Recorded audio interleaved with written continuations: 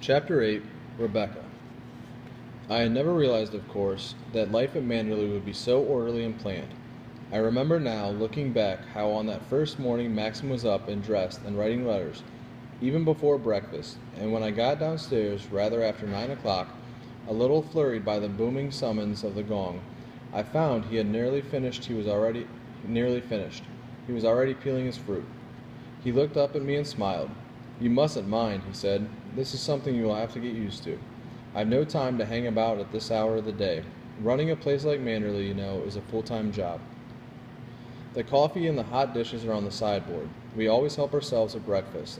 I said something about my clock being slow, about having been too long in the bath, but he did not listen. He was looking down at a letter, frowning at something. How impressed I was. I remember well. Impressed and a little overawed by the magnificence of the breakfast offered to us. There was tea in a great silver urn, and coffee too, and on the heater, piping hot dishes of scrambled eggs, of bacon, and of another fish. There was a little clutch of boiled eggs as well, in their own special heater, and porridge in a silver porringer. On another sideboard was a ham, and a great piece of cold bacon. There were some scones, too, on the table, and toast, and various pots of jam, marmalade, and honey, while dessert dishes piled high with fruit stood at either end. It seemed strange to me that Maxim, who in Italy and France had eaten a croissant and a fruit only, and drunk a cup of coffee, should sit down to this breakfast at home. Enough for a dozen people, day after day, probably, year after year, seeing nothing ridiculous about it, nothing wasteful. I noticed he had eaten a small piece of fish. I took a boiled egg, and I wondered what happened to the rest. All those scrambled eggs, that crisp bacon, the porridge, the remains of fish. Were there menials, I wondered, whom I should never know, never see, waiting behind kitchen doors for the gift of our breakfast? Or was it all thrown away, shoveled into dustpans? I would never know, of course. I would never dare to ask. "Thank the Lord I haven't a great crowd of relations to inflict upon you," said Maxim. "A sister I very rarely see, and a grandmother who is nearly blind. Beatrice, by the way, asked herself over to lunch. I half expected she would. I suppose she wants to have a look at you." "Today?" I said, my spirits sinking to zero. "Yes. According to the letter I got this morning, she won't stay long. You'll like her, I think. She's very direct, believes in speaking her mind. No humbug at all. If she does not like you, she'll tell you so to your face." I found this hardly comforting, and wondered if there was not some virtue in the quality of insincerity. Maxim got up from his chair and lit a cigarette. "I have a mass of things to see to this morning. Do you think you can amuse yourself?" he said. "I'd like to have taken you round the garden, but I must see Crawley, my agent. I've been away from things too long. He'll be in lunch, too, by the way. You don't mind, do you? You will be all right." "Of course," I said. "I shall be quite happy." Then he picked up his letters and went out of the room, and I remember thinking this was not how I had imagined my first morning. I had seen us walking together, arm's length, to the sea, coming back rather late and tired, and happy to a cold lunch, alone, and sitting afterwards under that chestnut tree I could see from the library window. I lingered long over my first breakfast, spinning out of the time, and it was not until I saw Frith come in and look at me from behind the service screen that I realized it was after 10 o'clock. I sprang to my feet at once, feeling guilty, and apologized for sitting there so late, and he bowed, saying nothing, very polite, very correct, but I caught a flicker of surprise in his eyes. I wondered if I had said the wrong thing. Perhaps it did not do to apologize. Perhaps it lowered me in his estimation. I wished I knew what to say, what to do. I wondered if he suspected, as Mrs. Danvers had done, that poise and grace and assurance were not qualities inbred in me, but were things to be acquired, painfully perhaps and slowly, costing me many bitter moments. As it was, leaving the room, I stumbled, not looking where I was going, catching my foot on the step by the door, and Frith came forward to help me, picking up my handkerchief, while Robert, the young footman, who was standing behind the screen, turned away to hide his smile. I heard the murmur of their voices as I crossed the hall, and one of them laughed. Robert, I supposed. Perhaps they were laughing about me. I went upstairs again to the privacy of my bedroom, but when I opened the door, I found the housemaids in there doing the room. One was sweeping the floor, the other dusting the dressing table. They looked at me in surprise. I quickly went out again. It could not be right then for me to go into my room at that hour in the morning. It was not expected of me. It broke the household routine. I crept downstairs once more, silently thankful of my slippers that made no sound on the stone flags, and so into the library, which was chilly, the windows flung wide open, and the fire laid but not lit. I shut the windows and looked round for a box of matches. I could not find one. I wondered what I should do. I did not like to ring, but the library, so snug and warm last night with the burning logs, was like an ice house now, in the early morning. There were matches upstairs in the bedroom, but I did not like to go for them because it would mean disturbing the housemaids at their work. I could not bear their moon faces staring at me again. I decided that when Frith and Robert had left the dining room, I would fetch the matches from the sideboard. I tiptoed out into the hall and listened. They were still clearing. I could hear the sound of the voices and of the movement of trays. Presently, all was silent. They must have gone through the service doors into the kitchen quarters, so I went across the hall and into the dining room once more. Yes, there was a box of matches on the sideboard, as I expected. I crossed the room quickly and picked them up, and as I did so, Frith came back into the room. I tried to cram the box furtively in my pocket, but I saw him glance at my hand in surprise. "Did you require anything, madam?" he said. "Oh, Frith," I said awkwardly. "I could not find any matches." He at once proffered me another box, handing me the cigarettes, too, at the same time. This was another embarrassment, for I did not smoke. "No, the fact is," I said, "I felt rather cool in the library. I suppose the weather seems chilly to me, after being abroad, and I thought perhaps I would just put a match to the fire." "The fire in the library is not usually lit until the afternoon, madam," he said. "Mrs. De Winter always used the morning room. There is a good fire in there. Of course, if you should wish to have the fire in the library as well, I will give orders for it to be lit." "Oh, no," I said. "I would not dream of it. I will go into the morning room. Thank you, Frith." You will find writing paper and pens and ink in there, madam," he said. "Mrs. De Winter always did all of her correspondence and telephoning in the morning room, after breakfast. The house telephone is also there, should you wish to speak to Mrs. Danvers." "Thank you, Frith," I said. I turned away into the hall again, humming a little tune to give me an air of confidence. I could not tell him that I had never seen the morning room, that Maxim had not shown it to me the night before. I knew he was standing in the entrance to the dining room, watching me, as I went across the hall, and that I must make some show of knowing my way. There was a door to the left of the great staircase, and I went recklessly towards it, praying in my heart that it would take me to my goal, but when I came to it and opened it, I saw that it was a garden room, a place for odds and ends. There was a table where flowers were done. There were basket chairs stacked against the wall, and a couple of mackintoshes, too, hanging on a peg. I came out, a little defiantly, glancing across the hall, and saw Frith still standing there. I had not deceived him, though, not for a moment. "You go through the drawing room to the morning room, madam," he said. "Through the door there, on your right, this side of the staircase. You go straight through the double drawing room and turn to your left." "Thank you, Frith," I said humbly, pretending no longer. I went through the long drawing room as he had directed.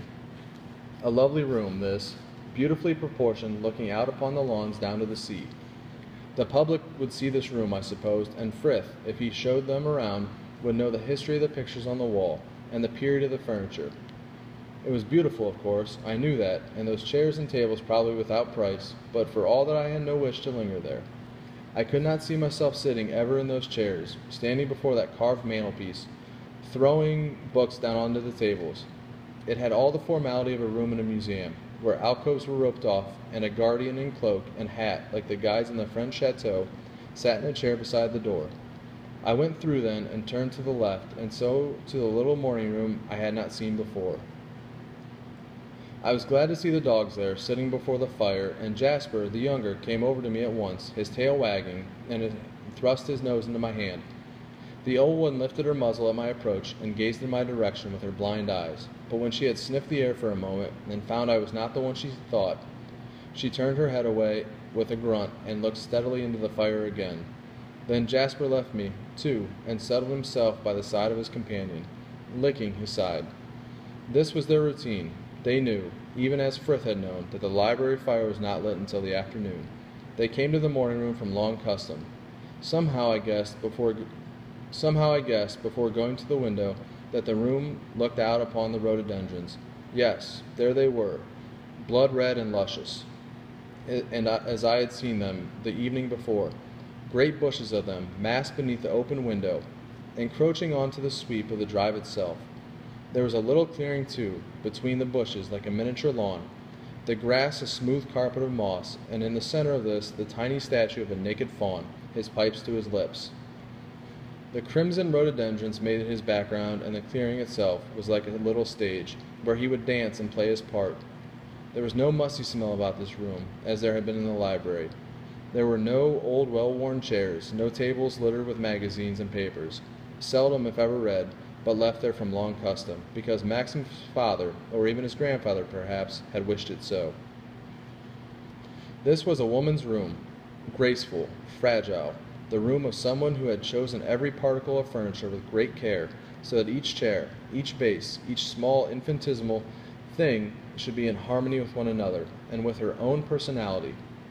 It was as though she who had arranged this room had said, "This I will have, and this," taking piece by piece from the treasures in Manderley each object that pleased her best, ignoring the second-rate, the mediocre, laying her hand with sure and certain instinct upon only the best. There was no intermingling of style, no confusing of period, and the result was perfection in a strange and startling way, not coldly formal like the drawing-room shown to the public, but vividly alive, having something of the same glow and brilliance that the rhododendrons had, massed there beneath the window. And I noticed then that the rhododendrons, not content with forming their theater on the little lawn outside the window, had been permitted to the room itself. Their great warm faces looked down upon me from the mantelpiece. They floated in a bowl upon the table by the sofa. They stood, lean and graceful, on the writing desk beside the golden candlesticks. The room was filled with them. Even the walls took color from them, becoming rich and glowing in the morning sun. They were the only flowers in the room, and I wondered if there was some purpose in it, whether the room had been arranged originally with this one end in view, for nowhere else in the house did the rhododendrons obtrude. There were flowers in the dining room, flowers in the library, but orderly and trim, rather in the background, not like this, not in profusion. I went and sat down at the writing desk, and I thought how strange it was that this room, so lovely and so rich in color, should be, at the same time, so businesslike and purposeful. Somehow I should have expected that a room furnished as this was, in such exquisite taste, for all the exaggeration of the flowers, would be a place of decoration only, languorous and intimate. But this writing table, beautiful as it was no pretty toy, where a woman would scribble little notes, nibbling the end of a pen, leaving it day after day in carelessness, the blotter a little askew. The pigeonholes were docketed, letters unanswered, letters to keep, household, estate, menus, miscellaneous, addresses. Each ticket written in that same scrawling, pointed hand that I knew already, and it shocked me, even startled me, to recognize it again, for I had not seen it since I had destroyed the page from the book of poems, and I had not thought to see it again. I opened a drawer at hazard, and there was the writing once more, this time in an open leather book, whose heading, "Guests at Manderley," showed at once, divided into weeks and months, what visitors had come and gone, the rooms they had used, the food they had eaten.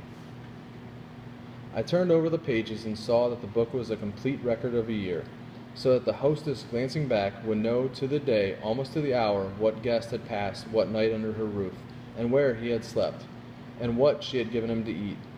There was note paper also in the drawer, thick white sheets for rough writing, and the note paper of the house, with the crest and the address, and visiting cards, ivory white in little boxes. I took one out and looked at it, unwrapped it from its thin tissue paper. Mrs. M. De Winter, it said, and in the corner, Manderley. I put it back in the box again and shut the drawer, feeling guilty suddenly, and deceitful, as though I were staying in somebody else's house, and my hostess had said to me, "Yes, of course, write letters at my desk," and I had unforgivably, in a stealthy manner, peeped at her correspondence. At any moment she might come back into the room, and she would see me there, sitting before her open drawer, which I had no right to touch. And when the telephone rang suddenly, alarmingly, on the desk in front of me, my heart leapt and I started up in terror, thinking I had been discovered. I took the receiver with trembling hands and, "Who is it?" I said. "Who do you want?" There was a strange buzzing at the end of the line, then a voice came, low and rather harsh. Whether that of a woman or a man I could not tell, and "Mrs. De Winter," it said. "Mrs. De Winter." "I'm afraid you have made a mistake," I said. "Mrs. De Winter has been dead for over a year." I sat there, waiting, staring stupidly into the mouthpiece, and it was not until the name was repeated again, the voice incredulous, slightly raised, that I became aware, with a rush of color to my face, that I had blundered irretrievably and could not take back my words. It's Mrs. Danvers, madam," said the voice. "I'm speaking to you on the house telephone." My faux pas was so palpably obvious, so idiotic and unpardonable, that to ignore it would show me to be an even greater fool, if possible, than I was already. "I'm sorry, Mrs. Danvers," I said, stammering, my words tumbling over one another. "The telephone startled me. I didn't know what I was saying. I didn't realize the call was for me, and I never noticed I was speaking on the house telephone." "I'm sorry to have disturbed you, madam," she said, and she knows, I thought, she guesses, I have been looking through the desk. "I only wondered whether you wished to see me, and whether you approved for the menus today." "Oh," I said, "oh, I'm sure I do. That is, I'm sure I approve of the menus. Just order what you like, Mrs. Danvers. You needn't bother to ask me." "It would be better, I think, if you read the list," continued the voice. "You will find the menu of the day on the blotter beside you." I searched feverishly about me on the desk, and found at last a sheet of paper I had not noticed before. I glanced hurriedly through it. Curried prawns, roast veal, asparagus, cold chocolate mousse. Was this lunch or dinner? I could not see. Lunch, I suppose. "Yes, Mrs. Danvers," I said. "Very suitable. Very nice indeed." "If you wish anything changed, please say so," she answered, "and I will give orders at once.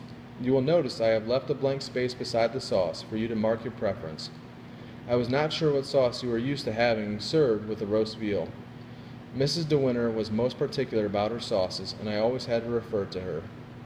"Oh," I said. "Oh, well, let me see, Mrs. Danvers. I hardly know. I think we had better have what you usually have. Whatever you think Mrs. De Winter would have ordered." "You have no preference, madam?" "No," I said. "No, really, Mrs. Danvers." "I rather think Mrs. De Winter would have ordered a wine sauce, madam." "We will have the same, then, of course," I said. "I'm very sorry I disturbed you while you were writing, madam." "You didn't disturb me at all," I said. "Please don't apologize." "The post leaves at midday, and Robert will come for your letters and stamp them himself," she said.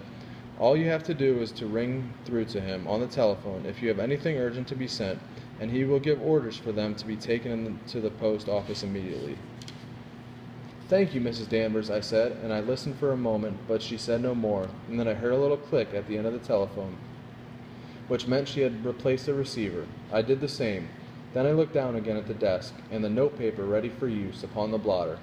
In front of me stared the ticketed pigeonholes, and the words upon them, "Letters unanswered, estate, miscellaneous," were like a reproach to me for my idleness.